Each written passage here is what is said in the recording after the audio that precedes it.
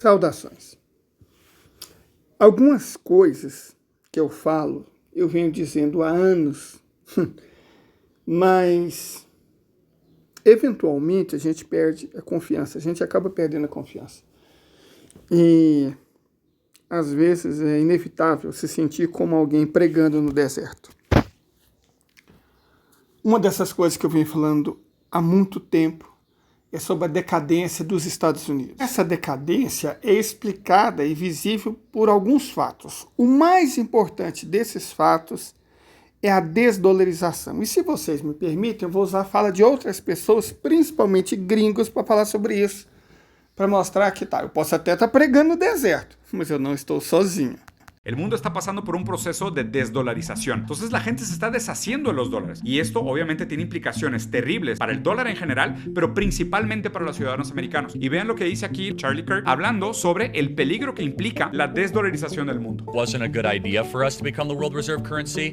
However, it's a fact that if we stop being the world reserve currency, every single person in America gets significantly poor overnight. Si el mundo se desdolariza, inmediatamente lo que va a suceder es que va a haber un flujo gigantesco de moneda dólar de regreso a Estados Unidos, una inflación enorme y los americanos se van a volver brutalmente más pobres de la noche a la mañana. Quiero que aquí recuerden y tengan en presente estas imágenes de las calles llenas de zombies en Estados Unidos, de la gente viviendo en casas de campaña bajos de puentes, de las personas que duermen en sus carros y ya las condiciones terribles que está viviendo de pobreza Estados Unidos, la gente comiendo de basureros, agarrando comida detrás de los supermercados, aunque sea comida tirada a la basura para poder sobrevivir, el nivel de deuda y de inseguridad material que vive la gente en Estados Unidos, y multipliquen esto por 10 en el caso de que el mundo se desdolarice. ¿Por qué? Acuérdense que el dinero tiene un valor también relativo en contra de qué tanta gente lo quiere o qué tanta gente le encuentra un valor o lo quiere usar versus el dinero disponible fluctuando en el capital o fluyendo a través del mercado. Entonces de repente van a haber muchísimos dólares y poca gente que los va a querer. Entonces los dólares van a regresar a casa con muchísimo menos valor relativo del que tienen hoy en día. Hay décadas enteras donde parece que no pasa absolutamente nada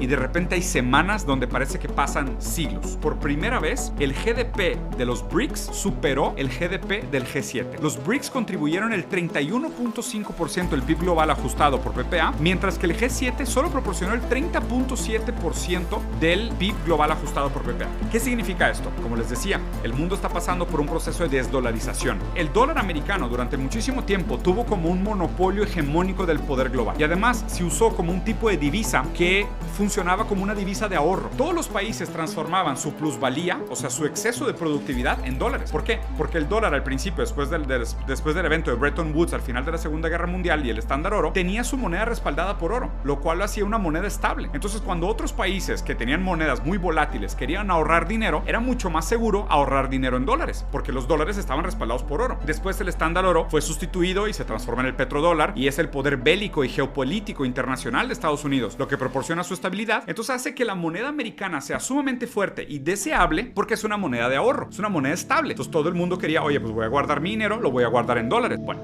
ahora ya no. Y aquí quería hacer una última recomendación que me parece importante para nosotros como latinoamericanos frente a este nuevo conflicto, frente a un mundo que se desdolariza y a un BRICS que se vuelve más fuerte que un G7, ¿no? Recordando que BRICS es Brasil, Russia, India, China y South Africa, ¿no? Que habla de una unión tanto del sureste asiático como África y América Latina. Aquel que determina los grupos subalternos se reserva para sí mismo el lugar universal. Durante muchísimo tiempo nosotros aprendimos que éramos latinoamericanos, aprendimos que nuestro lugar en el mundo era ser la manufactura de los ricos, aprendimos que nuestra materia prima era lo más valioso que teníamos para vender, y creo que este es un momento en la historia donde nos da para hacer una enorme reflexión sobre quiénes somos realmente y qué oportunidad nos da estas nuevas condiciones materiales del mundo para pensarnos a nosotros como libres de esta etapa colonial posmoderna, si quisieras verlo así. ¿Quiénes somos nosotros después de superar la caída del imperialismo anglo? ¿Qué lugar nos vamos a dar en el mundo ahora que ya no tenemos a alguien que nos dijo que éramos eternos esclavos, eternos productores, eternos proveedores de materia prima barata y de mano de obra barata? ¿Qué lugar queremos en el mundo? Acuérdense que adoptar el discurso colonial también de alguna manera nos coloniza mentalmente y nos hace inconscientemente esclavos eternos, porque la idea de ser subyugados es una parte tan importante de nuestra identidad como nuestro color de piel, como nuestro idioma, como nuestra bandera y nuestros símbolos patrios. Abandonar esta idea de que nosotros estamos eternamente naturalizados a ser colonizados y a ser sobreexplotados es también la necesidad ideológica de superar esta etapa. Olha, o que o nosso colega falou é verdade. Se depender da Folha, Estadão, Globo, nós vamos ser eternamente colônias. Nosso papel é de ser colônia. Por isso que eles defendem tanto o agronegócio. Porque isso é muito colonialismo. Vender produto primário. A Lei Candir, Fernando Henrique Cardoso, ela é tão nefasta, ela é tão traidora, ela é tão asquerosa, tão nojenta, repulsiva, repugnante, que é difícil conceber que foi um governo nacional que a propôs. Difícil conceber que Fernando Henrique Cardoso governava o Brasil. No mundo inteiro, os países cobram impostos altos de produtos primários e baixos ou nulos de produtos industriais para exportação, porque isso favorece o desenvolvimento da indústria e as exportações de produtos industriais. Fernando Henrique Cardoso fez exatamente o contrário. A Lei Candir faz com que os latifundiários não paguem impostos. O presidente Lula propôs hoje, uma lei, ontem na verdade, para que os super ricos paguem impostos. É um avanço, mas está longe de ser o que a gente precisa. A gente precisa que os super parasitas paguem imposto. Porque é dita essa bobagem, o agro sustenta o Brasil. O Brasil sustenta o agronegócio. Eles não pagam imposto. Graças à Lei Candir, eles não pagam imposto se o produto é destinado para exportação e não foi industrializado, entendeu? Se ele não for industrializado, ou seja, se ele não gerar emprego, se ele não gerar renda, se ele não gerar desenvolvimento, se ele não gerar tributos, ou seja, se ele não beneficiar o país, a gente beneficia eles fazendo com que eles não paguem imposto. Nós sustentamos esses parasitas. O agronegócio é um setor parasita, não só atrasado, mas parasita da economia brasileira. Então, ótimo cobrar imposto. Eu estou feliz, exultante, que os bilionários finalmente vão pagar imposto. Mas o agro tem que começar a pagar. E as exportações de produtos industriais têm que parar de pagar, igual é no resto do mundo. Nós éramos uma nação industrial. 1980, 40 anos atrás, quase 40% do nosso PIB era da indústria. Hoje é 19%. Por quê? Lei Candir, principalmente. A financiarização da economia, que começou com a ditadura militar, igual na Argentina, só que a nossa veio um pouco mais tarde. E, logo em seguida, a reprimarização, a desindustrialização. Isso é por conta da Lei Candir. Fernando Henrique Cardoso e os queridinhos da Globo. O agro não é pop, o agro é atraso. O agro é subdesenvolvimento. O agro é um setor parasita da nossa economia. Então, quando a gente fala de romper com as amarras desse colonialismo ideológico, de buscar nosso lugar no mundo, passa por voltarmos a ser uma potência industrial. Formando 23 mil engenheiros por ano, que agrônomo não é engenheiro, formando 23 mil engenheiros por ano, nós não temos condição de ser uma potência industrial. O México forma 110 mil, o Irã forma 237 mil, a Rússia forma 440 mil por ano. Correto? Formando 23 mil, não tem a menor chance. Não tem a menor chance de nós sermos uma potência industrial. Então nós temos que voltar a incentivar. Primeiro tem que abolir, Abolir urgentemente para ontem a reforma do ensino médio, para deixar de formar retardados, imbecis e mão de obra barata. Começar a formar pessoas que estudam, que se qualificam. Isso é um ponto importantíssimo. Importantíssimo.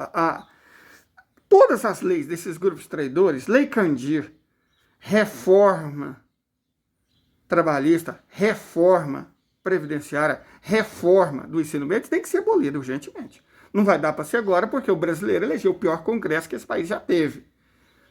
Lula é um bom político, o Haddad está se mostrando bom, mas nenhum deles faz milagre. O povo brasileiro elegeu o pior congresso nacional da história desse país. Então vai ter que engolir eles até o fim da legislatura. O quanto antes nos livrarmos dessas leis que nos prendem. O quanto antes. A Lei Candir é fundamental que ela seja totalmente abolida e que os parasitas da mineração e do agronegócio comecem a pagar imposto. Se tem um setor que não pode pagar imposto, e tem um setor que não pode pagar imposto, é o setor industrial exportador. Esse sim gera renda, desenvolvimento, progresso, desenvolvimento tecnológico, emprego, tributo. Mas se eles não vão pagar imposto, como é que ele gera tributo? A cadeia indireta. Por exemplo, a minha cidade tem uma montadora Mitsubishi. Sabe quantas empresas de autopeça tem em Catalão? Nenhuma. Tem nenhuma empresa de autopeça em Catalão. Nenhuma faz. Na verdade, aqui se traz peças, se monta e reexporta, sem pagar imposto. Certo? Essa guerra fiscal, na verdade, é ver qual estado abre mão de mais imposto, de mais tributo, que poderia estar ajudando toda a sociedade, para enterrar no de empresário. Então, não bastasse o agronegócio não pagar imposto, não bastasse a mineração não pagar imposto, não bastasse os setores atrasados da economia não pagar imposto, bom, as multinacionais não pagam. Alguma coisa tem que mudar, né? O sistema tributário brasileiro está errado. Não é porque ele é confuso, é porque ele é desonesto. O sistema tributário brasileiro é injusto e desonesto. Ele cobra dos trabalhadores, ele cobra dos consumidores, ou seja, ele cobra dos mais pobres e dá esse dinheiro na forma de subsídio para os mais ricos. Toda vez que você compra uma balinha, toda vez que você compra uma cervejinha, você está pagando uma alta carga tributária. Você sabe para quem vai essa carga tributária? Por agronegócio. O agronegócio é subsidiado, quer dizer que os empréstimos são centenas de bilhões de reais dados a eles. Quem paga o juro, na verdade, é o povo brasileiro. Eles usam estradas feitas com dinheiro dos impostos, nossos impostos. Os portos, a infraestrutura, tudo é com dinheiro dos impostos. Quer dizer, eles não pagam nada, eles não pagam nada. Quem paga é você, sou eu. Certo? A gente subsidia eles. Sempre que eles compram a Dodge Ram, dizendo que é para o trabalho, com desconto, você sabe o que é esse desconto? É não pagar imposto. Mas alguém paga, né? Eles gostam, os liberais gostam de dizer que não existe almoço grátis. Então quem está pagando o almoço grátis do latifúndio, adivinha? É você e sou eu. Quando a gente fala de descolonizar nossa mente, é isso. Nós temos a chance de definir agora nosso novo lugar no mundo. Mas não vamos fazer isso elegendo os imbecis, os mentecaptos que nós estamos elegendo. Não vamos fazer isso, é uma profunda reforma fiscal. De verdade. Não é só cobrar de rico, não. É cobrar de parasita. Urgente. Para ontem. Mas vamos continuar falando sobre a desdolarização. Nossas maiores ameaças hoje são Estados Unidos e União Europeia. São as maiores ameaças para nós. Porque explícita, a questão, né? de ONG, explícita, dita, falada. Tá? Tem documentos oficiais. Quando agora, recentemente, há um ano, por aí, o Conselho de Segurança da ONU estava votando uma resolução da criação de áreas de segurança ambiental internacional. Áreas de segurança ambiental internacionais. E se fosse uma resolução do Conselho de Segurança, se fosse criada uma área para a Antártida, tudo bem. E a Amazônia, se fosse criada? E a Sibéria? Tá? Então, no momento em que o Conselho de Segurança, uma resolução, criar uma área de segurança, de interesse da segurança ambiental internacional, você perde soberania. Acabou. Porque ele, Conselho de Segurança, pode decretar intervenção. Sabe quem foi o único país? Porque a China se absteve e a Índia também, porque ela está no Conselho não permanente, a Índia está lá no Conselho. El proceso de desdolarización que estamos viviendo nos va a generar una gran recesión económica y un cambio en el paradigma económico y del poder mundial. Y es que cada vez la gente, los países quieren menos el dólar. ¿Por qué? Porque estamos viendo cómo la recesión económica va a venir por esta misma moneda, por esta misma divisa, y al mismo tiempo estamos viendo cómo otros países, o mejor dicho, otras uniones de países están cogiendo más poder. En concreto, el BRIC, es decir, Brasil, Rusia, India, China y Sudáfrica. Ahora mismo su Producto Interior Bruto supera a la otra unión que tenemos por otro lado de Estados Unidos, Corea del Sur, Japón, etc. Todo esto lo que nos está indicando es que si los dólares, que ya no quieren la mayoría de países, vuelven a Estados Unidos, seguirá habiendo una gran inflación, y también significa que apostar por monedas emergentes de estos países podría ser una gran rentabilidad. Todas las noches me pregunto por qué todos los países necesitan hacer su comercio respaldado por el dólar. ¿Por qué no podemos comerciar respaldados por nuestra moneda? ¿Por qué no podemos comprometernos con la innovación? ¿Quién decidió que el dólar fuera la moneda después de que el oro desapareciera como moneda? ¿Por qué no el yuan? ¿Por qué no el real? El peso. Debido a que nuestras monedas eran débiles, no tenían valor en otros países. Entonces se eligió sin tener en cuenta la necesidad que tenemos de una moneda que transforme a los países en una situación más pacífica. Pero ¿por qué un banco como los BRICS no puede tener una moneda capaz de financiar las relaciones comerciales entre Brasil y China, Brasil y los demás países? ¿En qué está respaldado el dólar? En deuda. En deuda, sí. No en nada. Deuda, en nada. Totalmente en nada. De hecho, lo explicábamos hace ya muchísimo tiempo en un en vivo, que el dólar estaba respaldado en la deuda, en la confianza de sus acreedores. Pero todas las demás monedas del mundo, ninguna de todas las monedas del mundo está respaldada en nada. Solo el dólar. Bueno, pues ahora, adivinen qué. Miren lo que brilla. A diferencia del dólar, hoy los BRICS pueden crear una moneda que se respalda en oro. ¿Saben quién tiene grandes reservas de oro, por cierto? China y por supuesto Sudáfrica, miembros originales de los BRICS. Y ahora entra Arabia Saudita, que también se suma a esta liga dorada. Podemos estar viendo, amigos, un cambio fundamental en la forma en la que se gestionan las reservas de oro y por extensión del sistema monetario global. Y con todo esto, es descabellado, amigos, decir que el BRICS ha superado al G7 y a la OPEP+. En términos económicos, amigos, a lo mejor sea demasiado pronto para siquiera suponer algo así el día de hoy. Pero en términos de potencia, de influencia, definitivamente ya tienen una liga propia en la que jugar, ¿eh? El G7, que alguna vez fue el bloque económico más poderoso del mundo, está empezando a mostrar grietas desde el Brexit hasta las crecientes tensiones entre Estados Unidos y sus aliados europeos. El nuevo orden mundial multipolar tan solo era un invento de Vladimir Putin hasta que de repente dejó de serlo. Y es que en la última cumbre de los BRICS, esta organización ha pasado de ser BRICS más, es decir, aparte de los que ya estaban, Brasil, Rusia, la India, China y Sudáfrica, ahora se suman también Egipto, Etiopía, los Emiratos Árabes Unidos, Arabia Saudita, Argentina e Irán. Es decir, el dólar está absolutamente condenado y si no me creéis a mí ahora ya lo veréis vosotros mismos dentro de unos años, porque en esta última cumbre también se ha pactado que los negocios entre los socios se lleven a cabo en sus monedas nacionales. Una medida tan revolucionaria como perjudicial para Occidente. Pero ¿qué es Occidente a día de hoy? Es decir, por un lado nos están vendiendo estos valores democráticos e igualitarios y por otro el G7, que se supone que son los amos del cotarro. ¿Qué es lo que representa exactamente? O sea, entendedme bien, lo más inclusivo que hay en el G7, ¿qué es exactamente? ¿Japón? Exacto, son los mismos ricachones blancos de toda la vida que quieren básicamente subyugar al resto de la población a sus intereses. En cambio, en los BRICS esto no sucede. El trato es de igual a igual. Y además, si vemos los países que forman parte de la organización, nos damos cuenta de que ahí sí realmente se puede hablar de inclusión, de diversidad y de todos esos valores que en Occidente sencillamente nunca existieron. Y para que os convenzáis del todo de que el nuevo orden mundial multipolar ya está aquí, tan solo unos pocos números. La actual alianza BRICS más representa el 30% del Producto Interior Bruto a nivel mundial, el 46% de la población mundial y el 80% de la producción de petróleo a nivel mundial.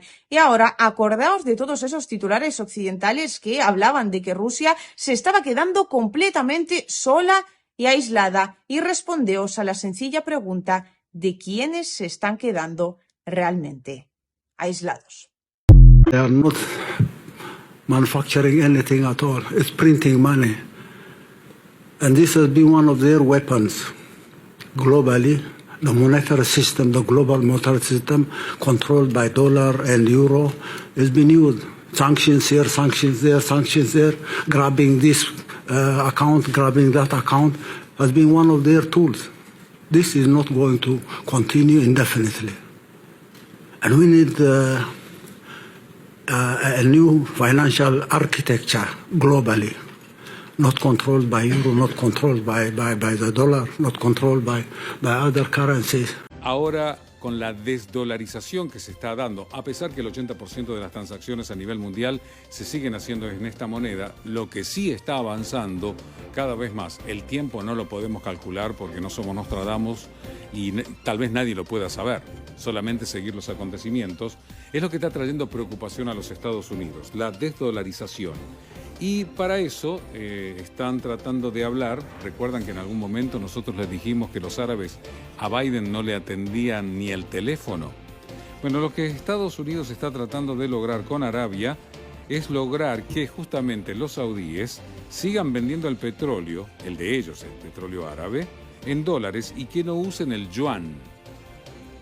Estados Unidos quiere, o le gustaría, que Arabia se mantuviera lejos de China en todos los ámbitos, sobre todo el económico y también el militar. Y después les voy a contar por qué. Es como está ocurriendo en Sudán. Hay una guerra entre facciones, pero también hubo una idea de colocar una base rusa en el Mar Rojo. Todo tiene que ver con todo. Y también se apunta a Huawei. Están tratando de mantener la hegemonía porque ven que el dólar está perdiendo preeminencia y no quieren que la cosa vaya a más.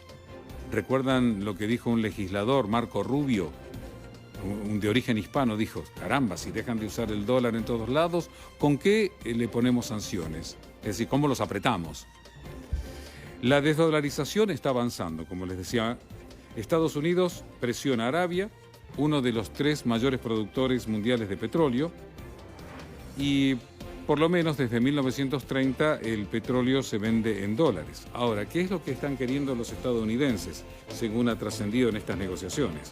Ustedes saben que hasta Biden limpió de culpa y cargo a Bin Salman, quien es el heredero al trono. ¿Recuerdan el asesinato del periodista Khashoggi en Turquía? ¿Qué es lo que quieren los estadounidenses? Quieren las garantías por parte de los saudíes que en todas las transacciones se va a utilizar dólares y no el yuan.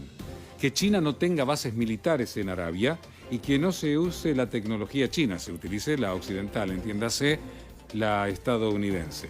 ¿Qué pasa? Hay una cercanía muy grande de Arabia hacia los BRICS que dentro de poco, ahora acá en el mes de agosto, van a tener una reunión. Y además, los BRICS, en esta reunión que van a tener del 22 al 24 de agosto, tienen una gran lista de países que quieren formar parte de los BRICS, entre ellos Arabia Saudí y nuestro país. Y según está circulando, tanto el de Arabia como el nuestro están en muy avanzada situación. Pero pues, han sido también invitados más de 70 países para asistir a esta cumbre. Y recordamos un dato más sobre economía, porque ya estamos hablando de eso, que hay un 43% del Producto Bruto Mundial que está en manos de los BRICS. El G7, los países más industrializados del mundo, juntos, tienen solo el 26%. Hay una menuda diferencia. Por eso las preocupaciones de lo que llaman Occidente, entiéndase, el mundo anglo, Estados Unidos e seus atlantes. Historicamente, o dólar tem sido visto como uma moeda segura durante períodos de incerteza econômica ou agitação política em outras partes do mundo. No entanto, a decisão de se juntar ao BRICS pode levar a uma maior volatilidade e incerteza nos mercados globais, pois os investidores buscam moedas e ativos alternativos para se proteger contra o risco decorrente do enfraquecimento da moeda dos Estados Unidos. Outro possível efeito é o aumento da inflação nos Estados Unidos. Quando o valor do dólar diminui, o custo de bens e commodities importados, especialmente aqueles precificados em outras moedas, aumenta. Isso pode resultar em maior inflação, uma vez que as empresas tendem a repassar os custos adicionais para os clientes finais. A inflação, por sua vez, pode levar a uma diminuição da confiança do consumidor, menor gasto e crescimento econômico mais lento, o que teria repercussões substanciais para a economia dos Estados Unidos e o restante do mundo. Após a crise financeira de 2008, já foi possível observar os efeitos de um dólar americano mais fraco na inflação. Durante essa crise, o Federal Reserve tomou várias medidas, como afrouxamento quantitativo e taxas de juros baixas, para impulsionar o crescimento econômico e evitar que os preços caíssem demais. No entanto, uma consequência não intencional dessas políticas foi o enfraquecimento do dólar americano, pois os investidores buscaram melhores retornos em outras moedas e ativos. Isso resultou em um grande aumento no preço de bens pagos em dólares americanos, como petróleo e ouro, que são frequentemente comprados como proteção contra a inflação. A inflação aumentou nos EUA, porque as empresas repassaram os custos mais altos a consumidores. Esse impacto foi especialmente evidente nas indústrias alimentícia e de energia, onde os preços aumentaram rapidamente, pressionando os orçamentos familiares e levando as pessoas a gastarem menos. A alta inflação teve um grande impacto na economia dos EUA, prejudicando a confiança dos consumidores e desacelerando o crescimento econômico. Em resposta, o Federal Reserve adotou uma política monetária mais restritiva, aumentando as taxas de juros e reduzindo seu balanço patrimonial. Antes da gente continuar, o que o autor do vídeo não explicou, não sei se por ignorância ou por má fé, deve ser um liberal, é que esse aumento dos juros tem uma consequência gravíssima, na verdade 3. Primeira delas, que eu vou mostrar aqui agora, é o aumento da dívida. E a dívida nos Estados Unidos é um problema enorme, enorme. Olha aqui. O problema dos Estados Unidos é a dívida. A dívida pública do país, do governo federal, está em 32,66 trilhões de dólares. Dá para acompanhar ao vivo. A dívida externa está em 24,5 trilhões de dólares. Ok? Mas tem outra. Você provavelmente quase nunca ouviu falar da mais perigosa de todas as dívidas. O saldo de transações correntes, que nos Estados Unidos estava em 34 trilhões de dólares o ano passado. Com certeza aumentou. Aí você acha, bom, isso é muito. Tem a dívida externa, mais 19 trilhões de dólares. Ok, mas continua. Temos a dívida dos entes subnacionais, os estados e os municípios. No caso dos Estados Unidos, representa 40% de um PIB de 27 trilhões. Portanto, mais 11 trilhões de dívida. E continua. Aqui nós temos mais 1 trilhão de dólares de dívidas de cartão de crédito. E, finalmente, 1,77 trilhões de dólares de dívida estudantil. Entende agora porque isso não é uma fase e que não vai passar. Gente, são 120 trilhões de dólares de dívida. E uma dívida que não pode ser paga, não será paga. Simples assim. China, principal acreedor de Estados Unidos, ha saltado como un resorte tras la rebaja de la calificación de la deuda norteamericana. En un durísimo editorial, la agencia oficial china Xinhua critica a Washington por su adicción al endeudamiento y sus peleas políticas sin visión de futuro. Para el dragón asiático ha llegado la hora de acabar con la dependencia mundial del billete verde y estudia cómo cambiar la composición de sus reservas en divisas, que ahora son en dólares al 70%. Entre tanto, insta a Washington a recortar su gigantesco gasto militar y sus costes sociales. Me mandabais este vídeo y preguntabais qué ha cambiado. Básicamente que Estados Unidos sigue siendo el mismo, pero China ya no es la misma. Estados Unidos, igual que mucha otra gente, piensan que serán el hegemón mundial para siempre, como lo pensaban en el Imperio Británico o español. Se quedan con la foto y no ven la película. Antes tardaba décadas o incluso siglos en darse un cambio de hegemón, hoy lo estamos viviendo en directo. El problema es que Estados Unidos no tiene un plan para ser segundos. No existe en su cabeza esa posibilidad, y morirán matando. Na tentativa de conter a inflação e trazer a economia de volta à normalidade. Isso mostra como um dólar americano mais fraco pode levar ao aumento da inflação e destaca a importância dos responsáveis pela política econômica equilibrarem cuidadosamente o crescimento econômico. E as pressões inflacionárias. A recente queda no valor do dólar americano também deve ser observada pelas autoridades. Essa situação pode ter consequências significativas para o cenário do comércio internacional e os investimentos. Mais de 60% das reservas totais de câmbio do mundo são em dólares, tornando-o a moeda mais importante para o comércio e os investimentos internacionais. É possível que uma queda no valor do dólar resulte em um aumento no uso de outras moedas, especialmente aquelas que têm ganhado popularidade nos últimos anos.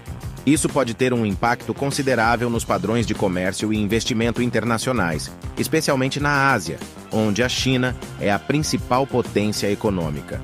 Em conclusão, a queda no valor do dólar americano destaca a tendência mais ampla de um deslocamento no equilíbrio de poder na economia mundial. O surgimento de economias emergentes, especialmente na Ásia, resultou em um movimento gradual, longe da ordem global anterior dominada pelo Ocidente e em direção a um sistema mais multipolar e descentralizado. Essa transição foi impulsionada pelo crescimento das economias emergentes. Essa tendência mais ampla é refletida na escolha do Egito de se juntar ao BRICS, o que destaca o crescente poder das economias em desenvolvimento na determinação do ambiente político. Especialmente na Ásia, onde a China é a maior potência econômica? Não, bebê. a China é a maior potência econômica do mundo, colocando mais de 6 trilhões de dólares sobre o segundo colocado, que são os Estados Unidos, correto? Então a China é a maior potência econômica do mundo, não só da Ásia. Cada vez más países buscan tener sus depósitos de reservas en una moneda que no sea la estadounidense. Varios bloques regionales e internacionales también optan por crear nuevos mecanismos financieros para evitar el uso del dólar. Al mismo tiempo, la hegemonía económica de Estados Unidos podría resultar golpeada después de que China anunciara su apoyo a la idea de crear un fondo monetario asiático. Ante esta situación, varios políticos norteamericanos alertan de que en los próximos años Washington ya no podrá utilizar sanciones financieras para presionar a otros actores. Vamos precisamente a nuestra sala de la redacción, donde ya nos está esperando nuestra compañera María Isabel Ceballos. Hola, María Isabel, ¿cómo estás? Bueno, ¿cómo estás? Antes que nada, preguntarte, ¿dónde se ubica el dólar ahora en el mundo? ¿Cuál es su posición? En un escenario bastante golpeado, e incluso los expertos hablan de un fin del dominio del dólar en el escenario mundial, en este escenario de gravitar sobre la economía. Vamos a analizar por qué y quiénes están jugando en este tablero. Primero, revisemos lo que dicen los medios, ¿no? Washington Times, cómo destruir al dólar estadounidense, desdolarización, claramente un movimiento irreversible, fin del dominio, también significará la desaparición de la hegemonía estadounidense, pero también se han pronunciado sobre la materia think tanks, gacetas como esta que ya vamos a ver especializadas, Modern Diplomacy. Ha comenzado la desdolarización, está cobrando fuerza, todo esto porque hay sobre todo pérdida de confianza en un sistema que puede confiscarte tus reservas por movimientos geopolíticos, como lo ha aplicado para Rusia. Ahora, si alguien quiere deshacerse del dólar, ¿qué pasos debería tomar? Bueno, aquí hay algunos, porque ya los están analizando, sobre todo estos actores relevantes, estas fichas claves del tablero mundial que son el BRICS y ASEAN. En el caso de BRICS, que incluye a Brasil, Rusia, la India, China, Sudáfrica, están apuntando hacia la creación de una moneda común. Y ya han empezado con acuerdos bilaterales para hacer transacciones en cuanto a su intercambio comercial en monedas locales. De allí es donde el yuan toma una gran importancia. En el caso de las naciones del sudeste asiático, ellos dicen que hay un rechazo al dólar, al euro y al yen japonés, que, por ejemplo, Malasia dice que es momento de ir ya perdiendo esa dependencia del dólar, y además Indonesia dice que debería también concluirse paulatinamente esta dependencia del sistema SWIFT. Luego de lo que se le hizo a Rusia, es necesario alejarse de los sistemas de pago occidentales para proteger las transacciones de posibles repercusiones geopolíticas. Así lo han manifestado. Y vamos a desagregar también cada uno de estos elementos. Decíamos que China está adquiriendo nueva fuerza en esta multipolaridad, y aquí ya podemos revisar cómo Arabia Saudí ha iniciado las conversaciones para hacer negociaciones de exportación de crudo en yuan. Ya lo ha hecho Francia, ha comenzado algunas transacciones en la moneda del gigante asiático. Brasil convirtió al yuan en su segunda fuente de reservas, ya destronando al euro, mira tú, y además es su principal socio comercial, la China. En el caso de Malasia, pues ha advertido que se debería retomar la idea de este Fondo Monetario Asiático, que fue una idea de los años 90, pero que para entonces el dólar todavía era fuerte. Ahora que sus economías han sido golpeadas y que dependen tanto de esa hegemonía, es el momento de retomar este Fondo Monetario Asiático, para lo cual China dice que está con las puertas abiertas, que no le disgusta para nada la idea. Finalmente, vamos a abordar sobre esta reducción, abandono de la dependencia del dólar, por supuesto, por parte de estos actores claramente identificados. En el caso de la economía india, sus autoridades han manifestado que están listos para hacer transacciones con economías en crisis en las monedas locales. Irán y Rusia, al haber sido tan azotadas por los bloqueos y las sanciones, sin duda que quieren desprenderse del dólar y han tomado grandes acciones para hacerlo, ¿verdad? Claro, como muchos han podido ver cómo está utilizando Estados Unidos el dólar como un instrumento para manipular, ¿no?, la situación geopolítica. Gracias, María Isabel, por tu informe. El economista y profesor de la Universidad Central del Ecuador, John Cajas Guijarro, opina que el mundo se encamina a una multipolaridad en materia financiera, comercial y monetaria. Destaca que para revertir esta tendencia, Washington impondrá sanciones unilaterales contra países que quieran abandonar el dólar. Estamos en la consolidación de un mundo más multipolar a nivel económico, comercial, financiero e incluso monetario. Obviamente que todavía el dólar ocupa una posición prioritaria, ¿no?, a nivel de comercio y finanzas, pero me parece que estamos al inicio de una nueva tendencia, ¿no? El aparecimiento de China como una potencia comercial que muy pronto va a terminar de desplazar a Estados Unidos obliga a que muchos países, incluso por temas de eficiencia monetaria, terminen formando estos bloques comerciales, ¿no?, en donde el yuan se termine volviendo el centro. Estados Unidos va a seguir utilizando mecanismos más bien de coerción, sanciones, quién sabe incluso empiece a promover sanciones económicas explícitas o implícitas a los países que empiecen a abandonar el dólar. El vicepresidente de Sudáfrica dijo que los países del BRICS se centrarán en la reducción de la dependencia del dólar. Recientemente, Brasil y China dieron los primeros pasos para establecer un comercio bilateral en monedas locales. De hecho, economistas de Estados Unidos advierten que se están viendo señales de desdolarización en la economía global, aunque resaltan que la moneda estadounidense aún mantendrá su dominio en un futuro cercano. Nicolás Sánchez O'Donovan ha investigado este tema. La cumbre del BRICS escenifica un nuevo contexto económico a nivel mundial y sirve como plataforma de debate sobre varias cuestiones. Sin duda, uno de los asuntos más trascendentes es la desdolarización, es decir, dejar de depender de la moneda estadounidense para realizar operaciones comerciales a nivel internacional. No podemos olvidar que los países del BRICS representan más del 40% de la población mundial y casi un tercio de la producción económica a nivel global. Además, ya en 2020 el bloque superó al G7 en participación del Producto Interior Bruto en paridad de poder adquisitivo. Y todos los indicios apuntan a que esta brecha seguirá ampliándose en los próximos años. Entonces, ¿por qué siguen estos países sujetos a la hegemonía del dólar? Lo cierto es que la posición del dólar comienza a dar muestras de debilidad. Por ejemplo, la participación de la divisa estadounidense dentro de las reservas de los bancos centrales a nivel mundial se sitúa en menos del 60% según datos del Fondo Monetario Internacional. Detrás de estos datos estaría, por un lado, el anhelo de un sistema financiero más justo y equitativo, pero también una creciente desconfianza en la economía norteamericana. El aumento de los tipos de interés, unido a las constantes preocupaciones sobre el techo de la deuda y la amenaza de un posible default en Estados Unidos, han inquietado a las economías que tienen su deuda pública principalmente en dólares, siendo, eso sí, los principales damnificados los países emergentes. Además, las sanciones extraterritoriales impuestas por Washington y sus aliados contra varias naciones llevan a muchas de ellas a alejarse del dólar para no depender precisamente de la moneda estadounidense en el futuro. Pero, ¿cómo reducir la dependencia del dólar? Una de las acciones es poner en marcha sistemas alternativos al SWIFT, algo que ya hacen algunos países a nivel nacional. También estableciendo un mecanismo de cooperación interbancaria para facilitar los pagos transfronterizos en monedas nacionales entre los bancos del bloque.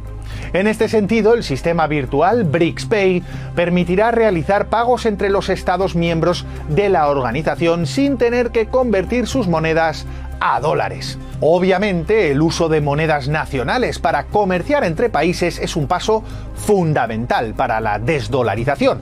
Por ejemplo, Rusia y China realizan cada vez más sus intercambios comerciales en sus divisas nacionales y en este 2023 China y Brasil han acordado usar el yuan en sus operaciones transfronterizas. El propio Luiz Ignacio Lula da Silva dio un paso más y propuso en una reunión de países sudamericanos la creación de una una moneda común para intercambios comerciales con el fin de reducir la dependencia de monedas extrarregionales. Con esto, el líder brasileño continuó promoviendo una disidencia del dólar que ya había planteado durante sus visitas a China en abril y a Argentina en enero. Pero yendo aún más allá, la gran pregunta sería: ¿es posible una moneda común entre los países del BRICS? Es decir, una divisa que podría sustituir al dólar a nivel internacional. Pese a que se antoja un reto difícil, esta podría ser la salida, ya que permitiría no solo el comercio entre países miembros, sino que daría una alternativa al dólar para el resto de economías nacionales. Lo cierto es que una nueva moneda común aún estaría dando sus primeros pasos, pero la rueda está en marcha y para muchos este es ya un proceso tan necesario como inevitable. Lo que queda claro es que si el dólar pierde su hegemonía, se abrirá una nueva etapa que ya no estaría regulada exclusivamente por los intereses de Washington y de las grandes entidades financieras estadounidenses.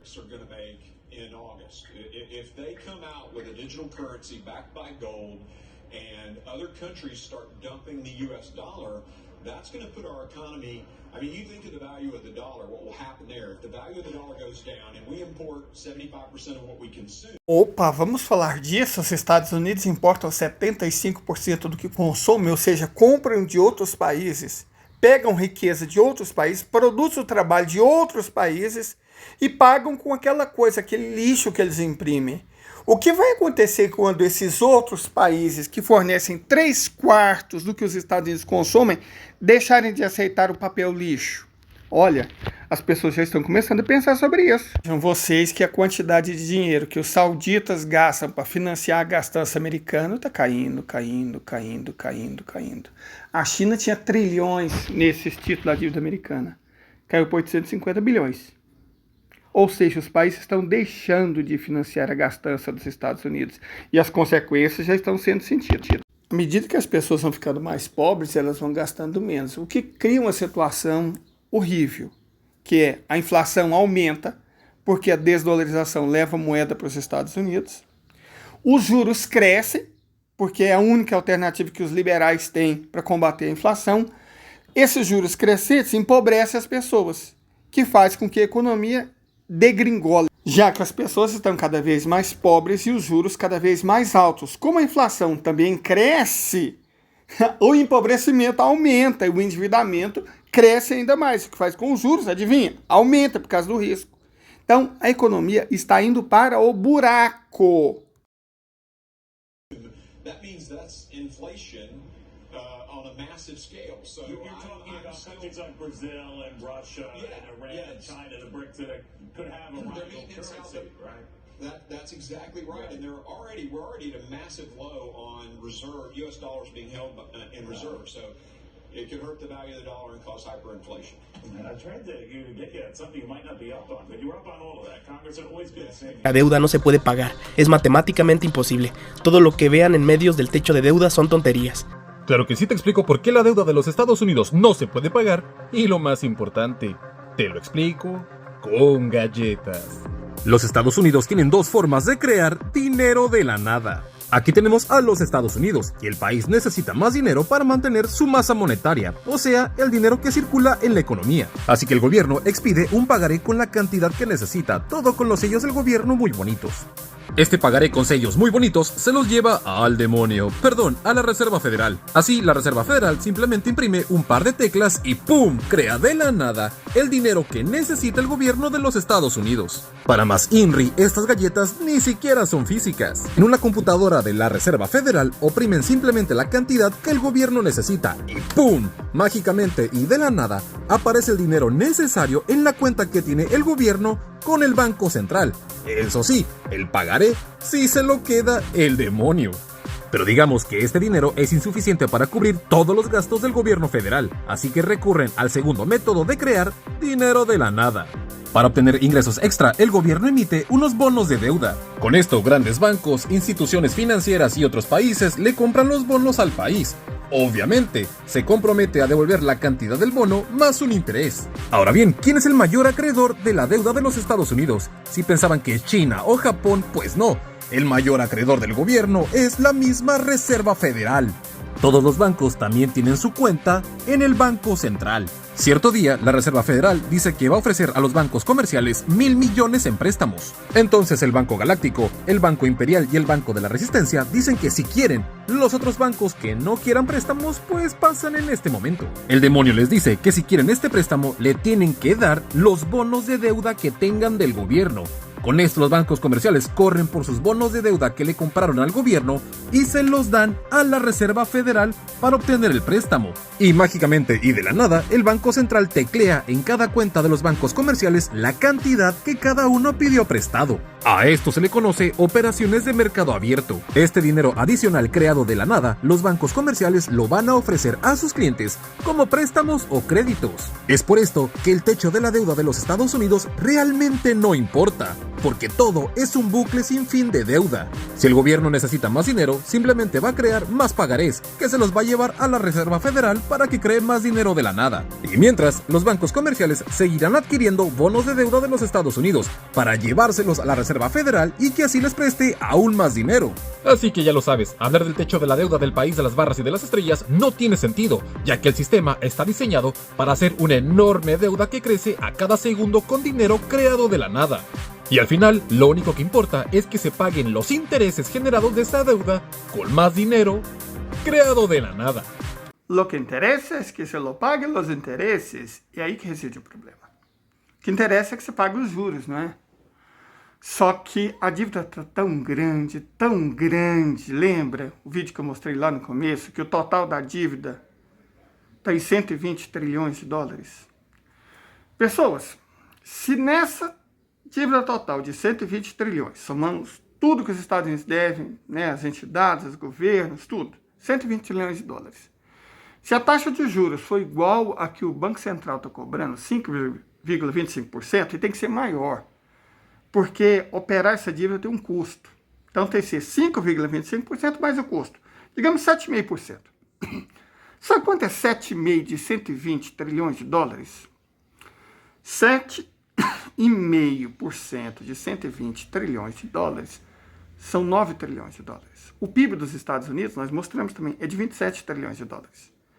Isso quer dizer que só de juro, os Estados Unidos, as empresas americanas, os governos americanos, os bancos americanos, as corporações americanas têm que pagar 9 trilhões de dólares, ou 1/3 do PIB, só de juro. A economia teria que crescer, nesse sentido, 33% ao ano para dar conta de pagar não a dívida, mas os juros da dívida. Aí eu pergunto, a economia dos Estados Unidos está crescendo 33% ao ano? Vamos ver quanto ela está crescendo ao ano? Opa, parece que a economia não vai crescer 33% ao ano, mas entre 1 e 1,3%. Uau, aí nós temos um problema. A economia está crescendo só 4% do necessário para pagar os juros da dívida, não a dívida, só os juros. Quer dizer que ela não é capaz de pagar os juros da dívida, que está crescendo o quê? 31% a mais do que o que eles têm para pagar. Eu sei que tem muito economista que fala, não, os Estados Unidos não vão quebrar, porque eles podem criar dinheiro do nada. Podem mesmo. O argentino explicou. O que eles não podem fazer é pagar os juros dessa dívida que eles criam. Eles não estão dando conta de pagar os juros. Não estão dando conta e não vão dar conta. É por isso que os Estados Unidos vão quebrar. E rápido.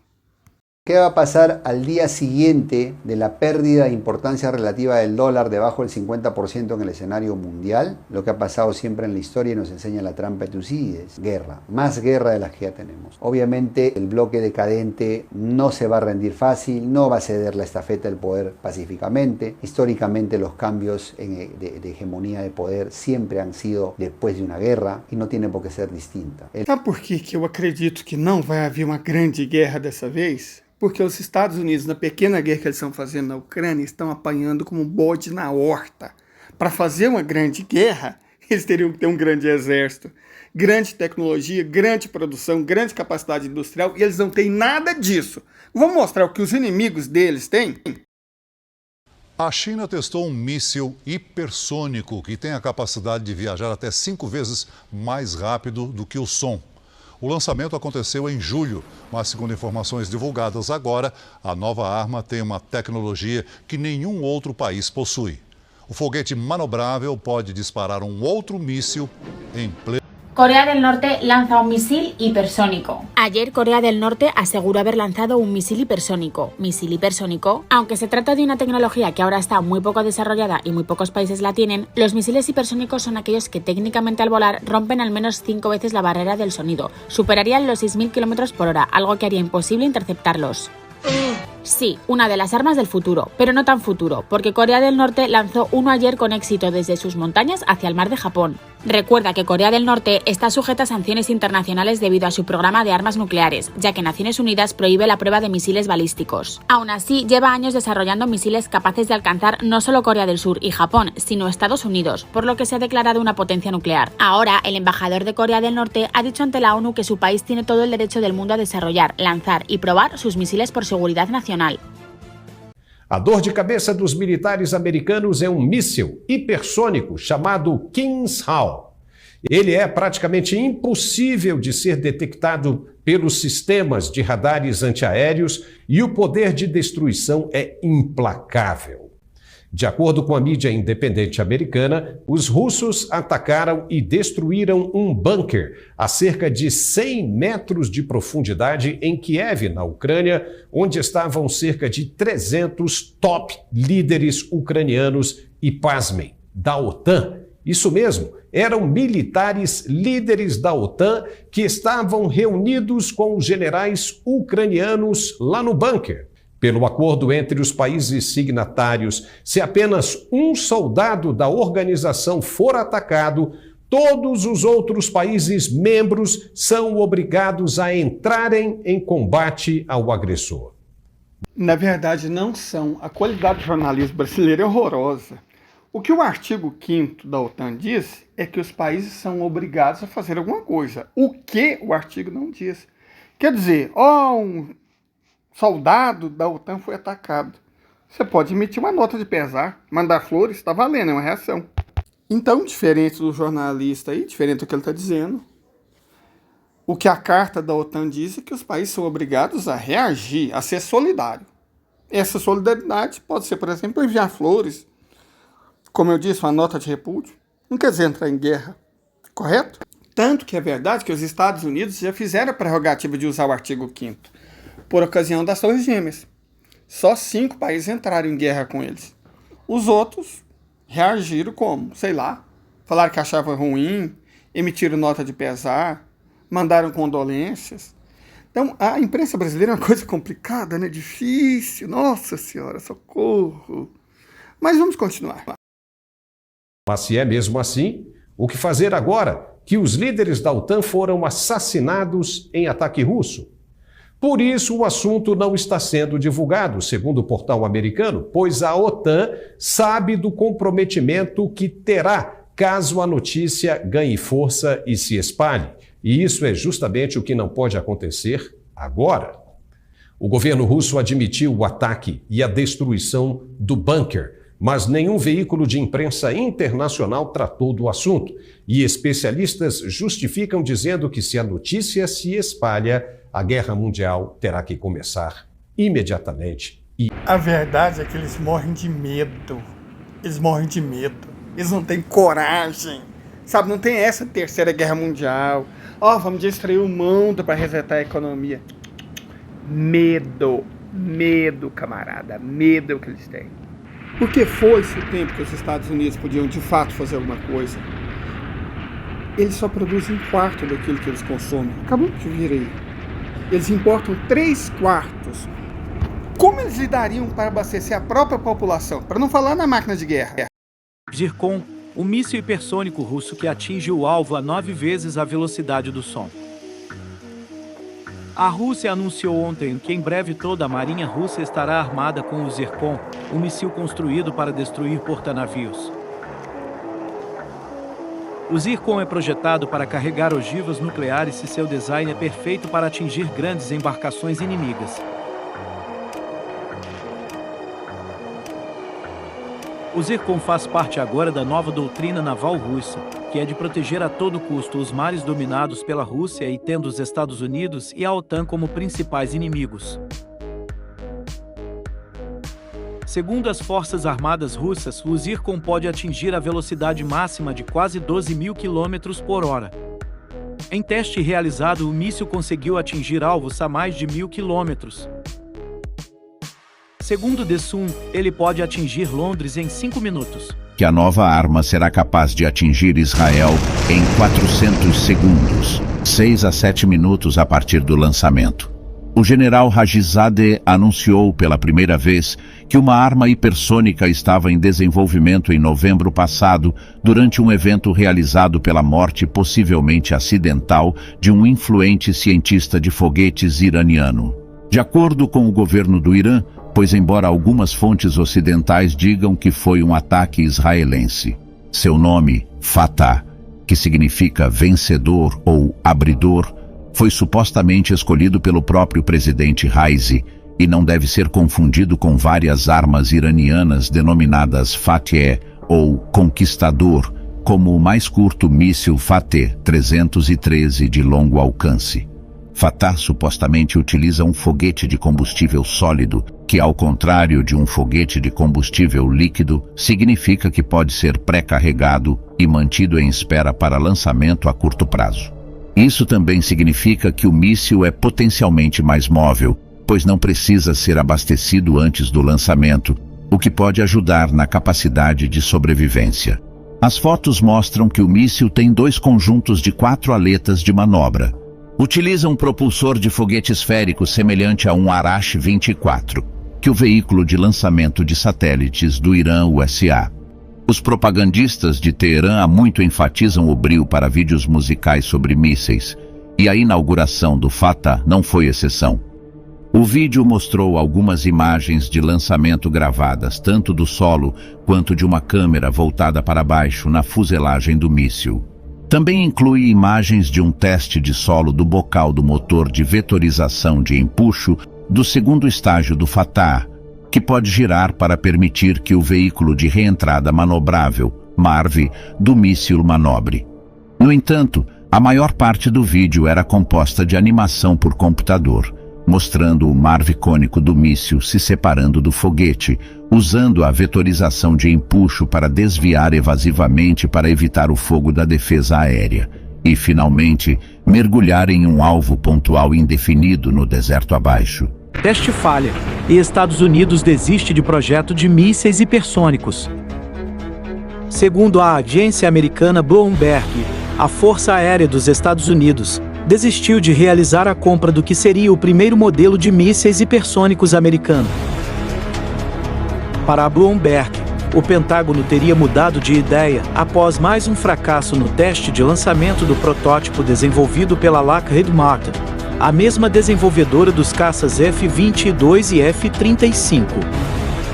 O protótipo do primeiro míssil hipersônico dos Estados Unidos é chamado de AGM-183A e é considerado a primeira tentativa de desenvolvimento desse tipo de armamento pelo governo americano. Os mísseis hipersônicos foram desenvolvidos primeiro pela Rússia e seus modelos voam a mais de 5 vezes a velocidade do som e pode realizar manobras durante o voo para despistar defesas aéreas. A China agora também conta com esse tipo de armamento e inclusive está ultrapassando a Rússia no desenvolvimento delas.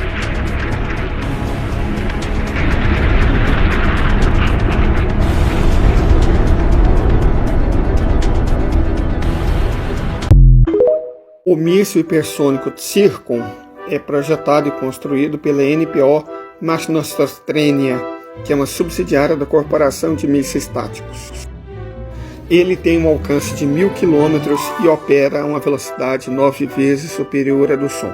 Foi projetado para ação naval, tanto para afundar porta-aviões, porque ele consegue levar cargas nucleares, quanto levando cargas mais convencionais, como termobáricas, afundar também destroyers, cruzadores, navios de modo geral. A corporação que o produz também faz mísseis supersônicos famosos, como o P-800 Onyx.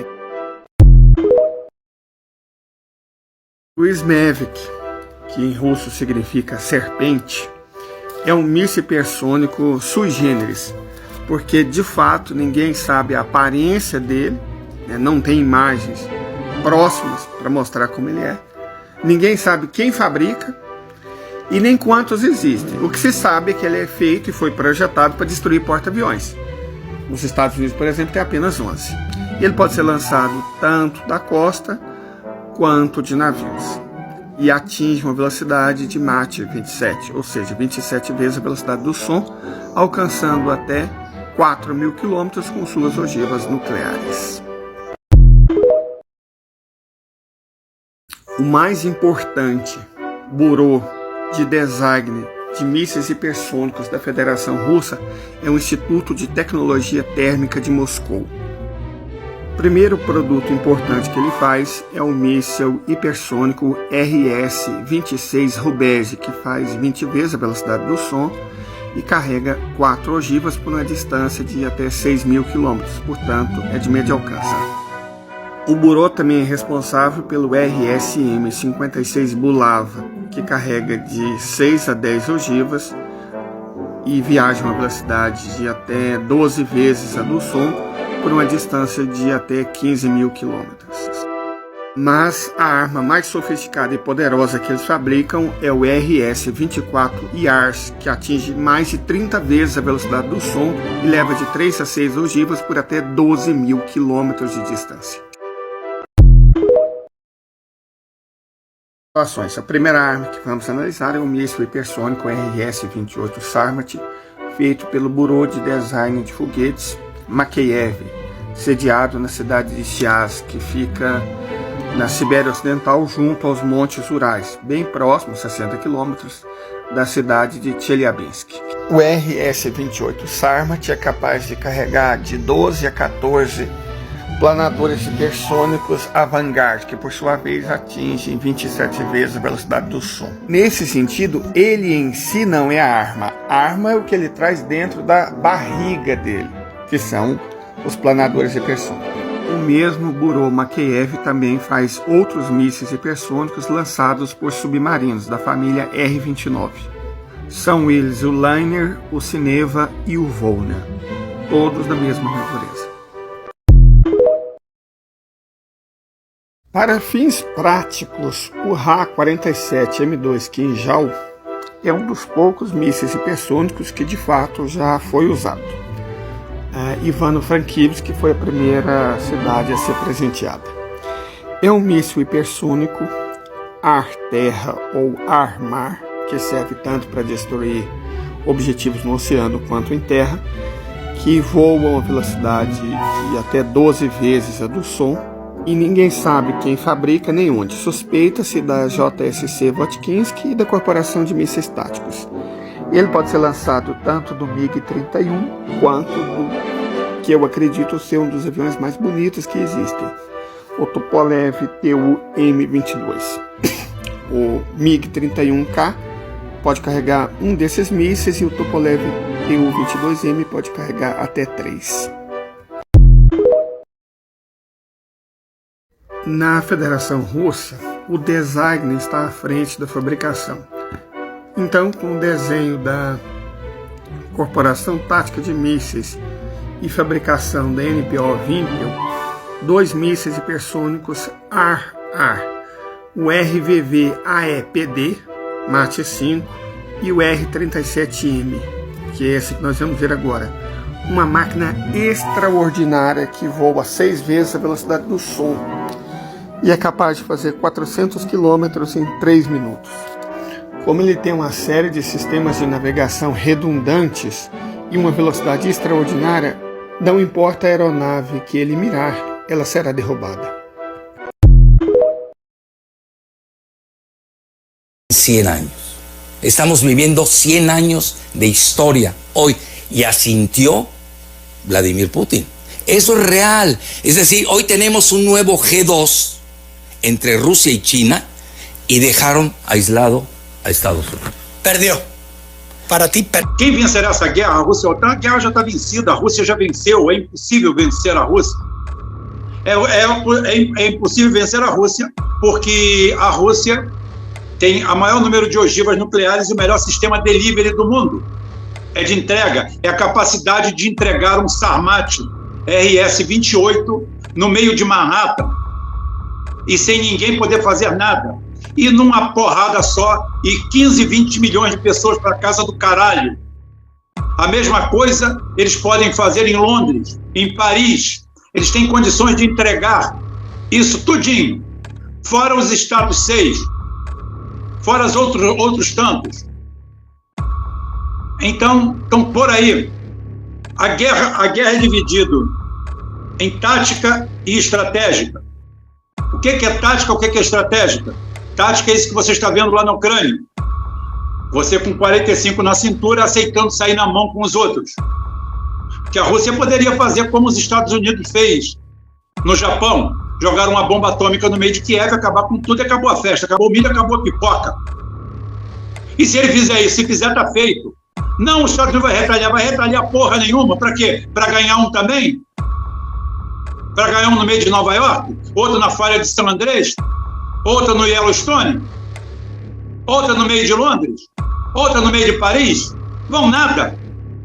Quem está falando sou eu. A guerra estratégica está perdida. Existe uma coisa, cuidado que você só vê aqui, você não vai ver nesses canais de merda, aonde a Europa e o Ocidente cagam de medo da Rússia. A Rússia saiu do Tratado START. O que é o Tratado START? É o Tratado dos Mísseis de Longo Alcance, os ICBMs. Os ICBMs do Ocidente são velharias, cacarecos, porcarias que têm como base de frente mísseis balísticos. O que é míssil balístico? É um míssil de trajetória. É um míssil que faz uma parábola e você, por cálculo matemático, quando ele levanta voo, 15 segundos depois você sabe onde ele vai cair. E o que você faz? Você tenta a defesa. Você vai conseguir? Pode ser que sim, pode ser que não. Como é que se tenta essa defesa? Através, normalmente, de mísseis de cabeça oca. Por que cabeça oca? Porque você precisa de um processo de fissão para fazer a fusão do núcleo de hidrogênio para ter a eficiência. Então, você tem que tolir antes a fissão nuclear para você alcançar os 10 milhões de graus centígrados para você ter a fusão nuclear. E a Rússia pode. Porque a Rússia simplesmente desenvolveu 4 famílias de mísseis, fora os hipersônicos, depois que os Minuteman III, o mais novo que o Ocidente tem, parou em 1970. De lá para cá foi deitar nos louros, nos acordos, no dólar, no petrodólar, na sabotagem, nas big techs, na mídia, na sua idiotice, na sua ignorância. O sistema START não está valendo. A Rússia rasgou o acordo START. Tipo, em guerra estratégica, cada um faz o que quer e o que pode. E eu posso mais, eu não tenho que me... Por que a Rússia saiu do Tratado START? Você já ouviu falar em Tratado START? Você não ouviu, sabe por quê? Que você só segue canal merda, atlanticista, pró-Estados Unidos. Vai ver o que é o Tratado START, que a Rússia se negou a renovar. Saiu fora. O que é? É a regulamentação do fim do planeta, do fim do mundo, do fim da humanidade. O último botão a ser apertado é russo. E acabou. Até porque ainda temos o sistema da mão morta. Isso eu explico outra hora, não vou nem falar nele hoje. No, porque ni una potencia nuclear del tamaño de Estados Unidos, potencia todavía económica, a pesar de que está en declive, el problema de Estados Unidos es interno, su implosión, su pleito con Trump, que lo quieren encarcelar, ya sabes, todo lo que hay detrás. Ese sí es su problema. Y obviamente Rusia y China están viendo que implosiona Estados Unidos. Acuérdate que el Imperio Romano, nadie lo invade, implosiona, es decir, se derrite de por dentro. Y hoy estamos viendo eso. Por eso ves arrebatos. Yo no veo diplomacia en Estados Unidos y es lamentable. Imagínate, yo hasta pido que lo rescaten.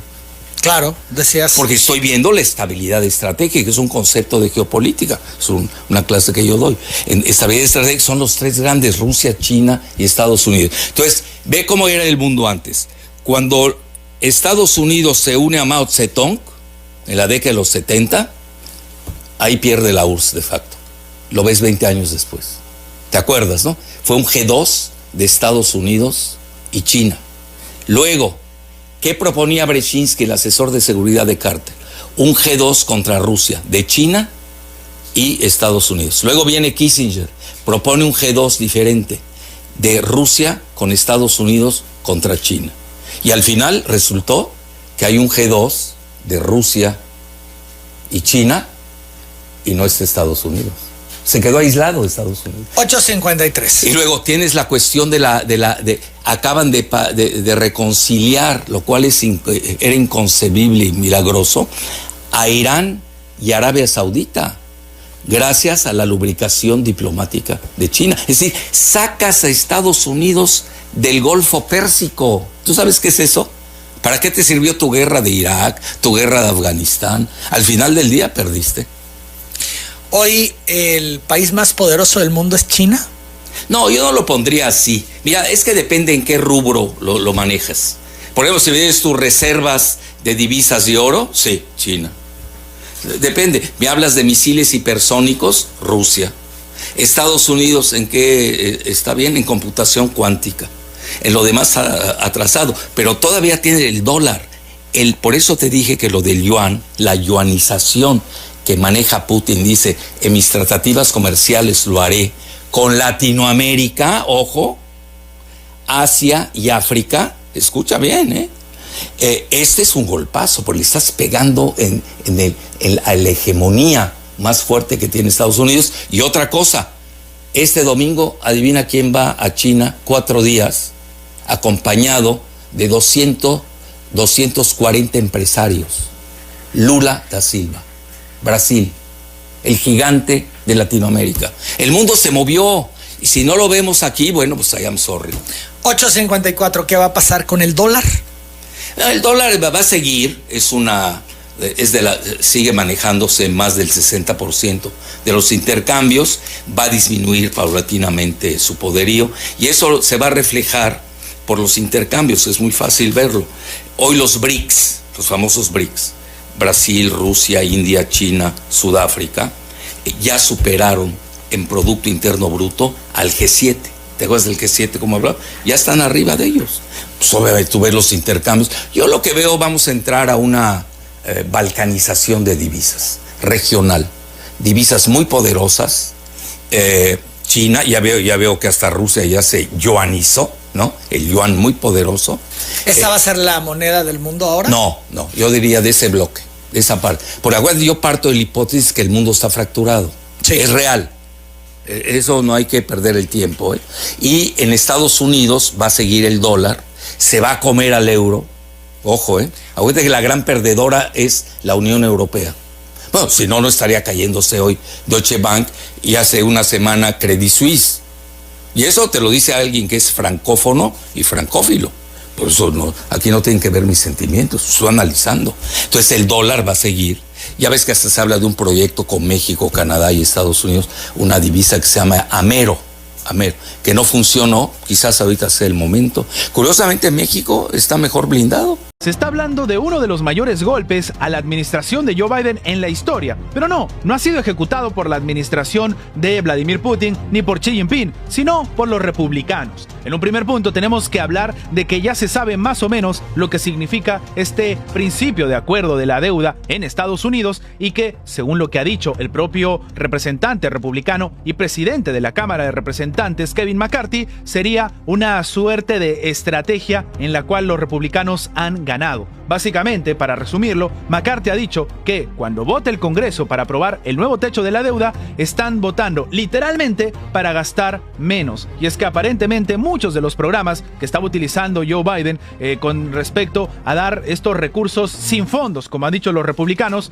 van a ser cancelados. Así como lo escuchan, las ayudas económicas que la administración de Biden estaba entregando a parte de la población terminarían siendo canceladas. Y en este caso, incluso se habla de una suerte de beneficio hasta para los propios impuestos. En otra nota, igual de relevante, tenemos que comentar que la administración de Arabia Saudita está cada vez más cerca y en conversaciones para unirse al Banco de los BRICS. Sería el 10º país, pero aquí hay un hecho bastante curioso, y es que con esta inclusión se podría tomar la forma de una nueva organización que salga a hacerle competencia al Banco Mundial y sobre todo, escuchen bien esto, al Fondo Monetario Internacional.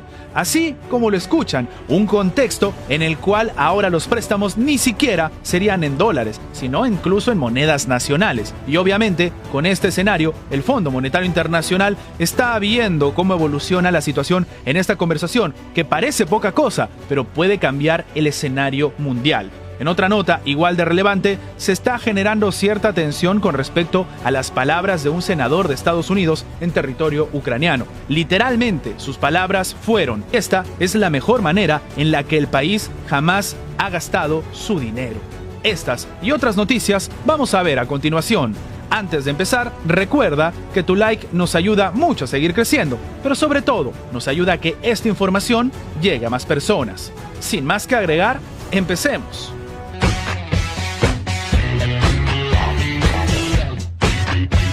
Ya se tienen los resultados con respecto a la negociación que hubo entre los republicanos y los demócratas. Obviamente, en la conferencia de prensa que tuvo lugar en la Casa Blanca, Biden ha dicho que ahora con esto se descarta la peor crisis económica posible y se evita caer en un default por primera vez en la historia de Estados Unidos. Pero, en tanto, el republicano Kevin McCarthy ha señalado que el acuerdo representa una victoria histórica para su partido y un triunfo para los contribuyentes de Estados Unidos. Según él, el acuerdo cierra el flujo interminable de fondos que Biden está utilizando para frenar las consecuencias de la epidemia de COVID-19 y bloquea las propuestas para nuevos impuestos por un valor de $5 billones.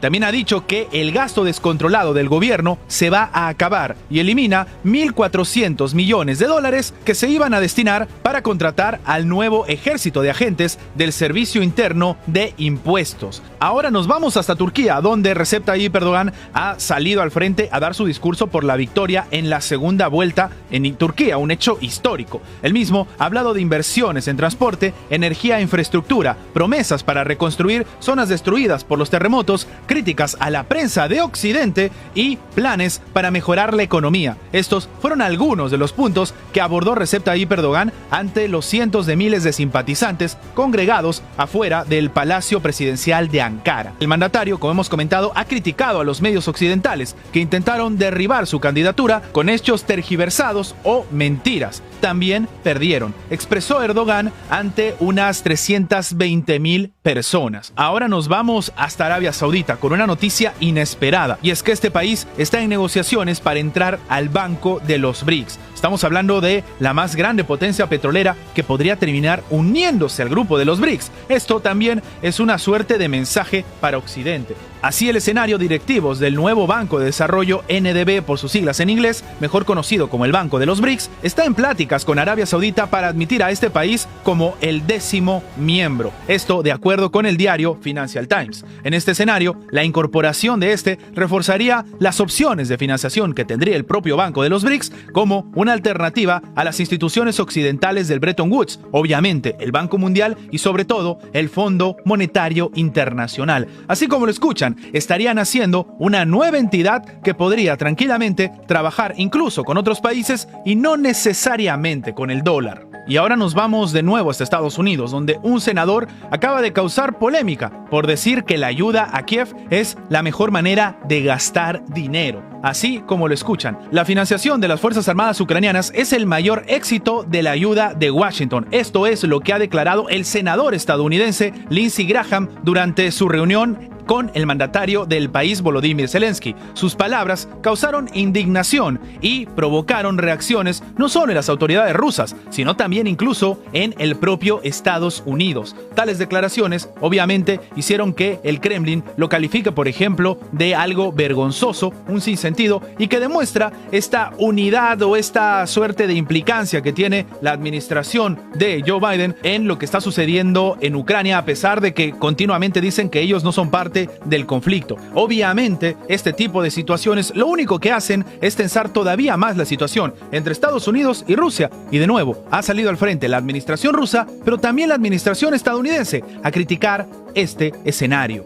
Y ahora nos vamos hasta Serbia. Esto lo habíamos comentado en anteriores videos. La tensión que se está viviendo entre Serbia y Kosovo está incrementándose poco a poco. Y es que Serbia acaba de admitir la posibilidad de un conflicto armado precisamente en Kosovo. Sí, se dice que la tensión es máxima. El indicador está en la zona roja de tensión, principalmente entre los serbios que se ven directamente amenazados por los actos terroristas del régimen del primer ministro de Kosovo, Albin Kurti. Hace todo lo que está a su alcance para expulsar a los serbios y lleva la situación a una escalada que justifica nuevas agresiones y terror entre los serbios, con el objetivo de una completa limpieza étnica de Kosovo y Metohija, aseguró Milos Vučević, que es ministro serbio de defensa. Con estas palabras se demuestra que la tensión está en incremento, esto a pesar de que la propia Alianza Atlántica le ha dicho a Kosovo que no tome medidas unilaterales y no empiece un conflicto en la zona y que deberían sentarse a negociar en el marco de la Unión Europea. El escenario está tan complicado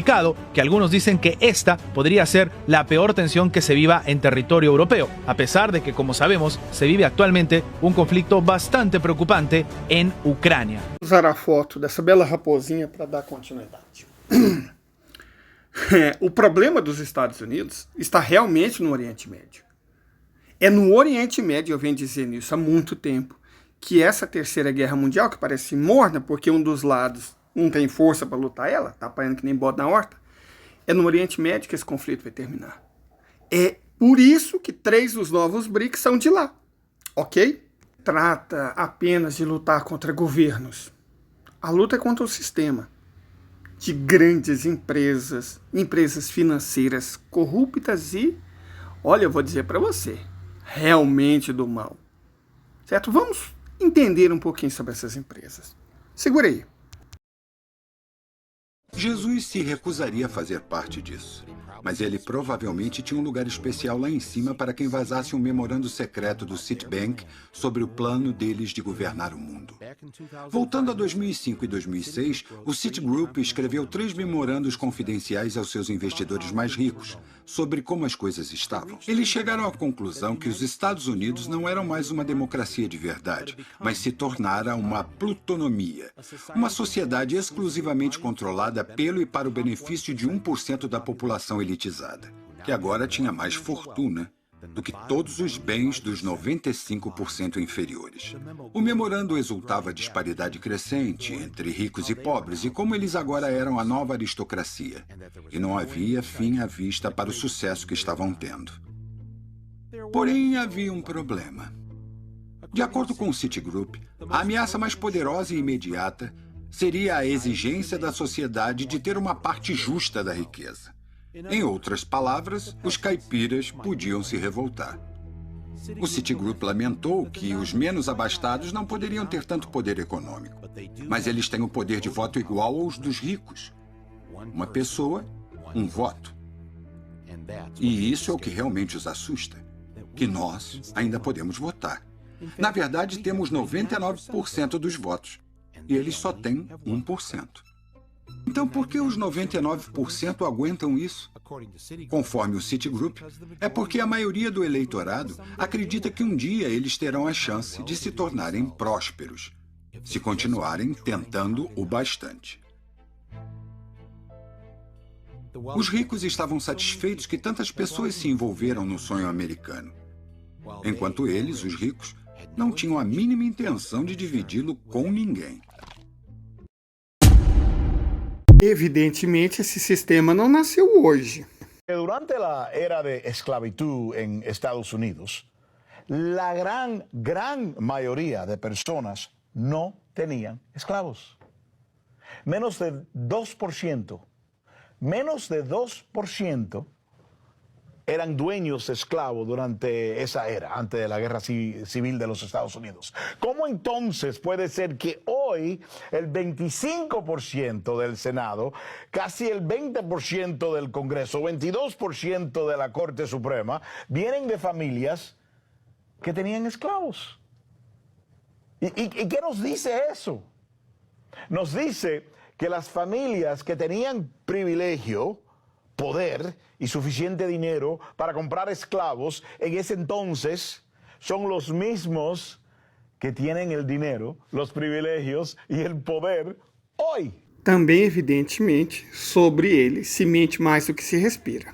Esse vídeo é essencial para entender um pouco sobre propaganda na geopolítica. Qual país tem mais estatais? Brasil ou Estados Unidos? Qual país tem mais servidores públicos? Uma mentira comum sobre estatais brasileiras é na comparação com o número de estatais dos Estados Unidos. Não é difícil encontrar grupos políticos falando em 16 estatais. É completamente absurdo. Eles pegam somente as estatais sem orçamento próprio e administradas diretamente pelo governo federal. Mas, na verdade, o número de estatais nos Estados Unidos, contando com a administração indireta, chega à casa dos milhares. Como fonte, para ter alguma noção, vou consultar o relatório Visão Geral do Governo de 2021 da OCDE, Organização para a Cooperação e Desenvolvimento Econômico. E veja só, nos Estados Unidos, 15% dos trabalhadores são do setor público, enquanto no Brasil esse número é de 12,5%. A média da OCDE é de 18% e países como Canadá e França passam dos 20%, quase o dobro do que tem o Brasil. Todos esses países sabem que instituições e indústrias estatais são essenciais para o desenvolvimento econômico. Mas claro, todos esses países pregam o liberalismo para seus dependentes, porque o lema dos países desenvolvidos é: faço o que eu digo, não faço o que eu faço. Ou então vai correr o risco de competir comigo. Liberalismo, austeridade e privatizações para vocês, forte investimento público e coordenação planificada para mim. E assim, uma colônia nunca deixa de ser colônia. Você sabia...